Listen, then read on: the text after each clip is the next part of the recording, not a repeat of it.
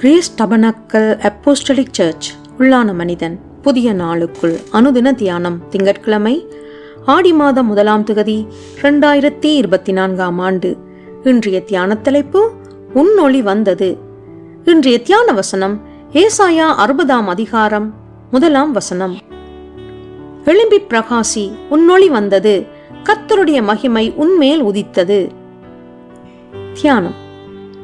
பிரியமான சகோதரரே, நீங்கள் ஆண்டவராகிய இயேசு கிறிஸ்து மூலமாய் தேவனுக்கு பிரியமான ஆராதனை செய்யும்படி அந்தகார இருளிலிருந்து தம்முடைய ஆச்சரியமான ஒளிக்கு வரவழைக்கப்பட்டிருக்கின்றீர்கள் என்றும், நீங்கள் எல்லோரும் வெளிச்சத்தின் பிள்ளைகளும் பகலின் பிள்ளைகளுமாய் இருக்கிறீர்கள்.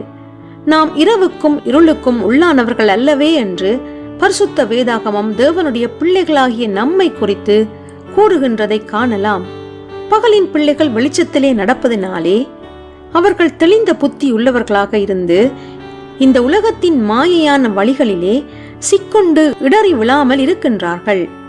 ஏனெனில் ஜீவ ஒளியாகிய தேவ வசனம் நம்முடைய கால்களுக்கு தீபமும் பாதைக்கு வெளிச்சமுமாய் இருக்கின்றபடியால் பகலிலே நடமாடுகின்றவர்களைப் போல தீமையின் கண்ணிகளை தெளிவாக காண்கின்றோம். ஆனால் திருவசனத்திற்கு கீழ்ப்படியாதவர்களாய் இருக்கின்றவர்கள் ஒளியை வருத்தி இருளை பற்றி கொள்வதால் போகும் வழியிலே இடறுகிறார்கள். நித்திய வாழ்வை அருளும் தேவ ஒளியானது உலகத்திலே வந்திருந்தும் அவர்களுடைய கிரியைகள் பொல்லாதவைகளாய் இருக்கிறபடியினால் அவர்கள் அந்த ஒளியை பார்க்கிலும் அந்தகார இருளின் கிரியைகளையே விரும்புகின்றதால் தங்கள் அழிவை தாங்களே தீர்மானித்துக் கொள்கின்றார்கள். ஆகையால் பரிசுத்த வேதாகமம் கூறும் அறிவுரையின்படி மற்றவர்கள் இருளிலே தூங்குகிறது போல நாம் இருளிலே தூங்காமல் பகலுக்குரிய வெளிச்சத்தின் பிள்ளைகளைப் போல விழித்துக் கொண்டு தெளிந்தவர்களாயிருக்க கடவோம். ஆத்துமாவுக்கு விரோதமாக போர் செய்கின்ற மாமிச இச்சைகளை விட்டு விலகுங்கள். தேவனுடைய பிள்ளைகளாகிய நீங்கள் மற்றவர்களுடைய ஒளியிலே நடக்கின்றவர்களாக வாழாமல் தேவனுடைய ஜீவ ஒளியாகிய சத்திய வசனம் உங்களில் நிலைத்திருக்க கடவது. திராட்சை செடியாகிய இயேசுவில் ஒட்டப்பட்டு நிலைத்திருக்கின்ற கிளைகளாக நாம் எப்போதும் காணப்பட வேண்டும்.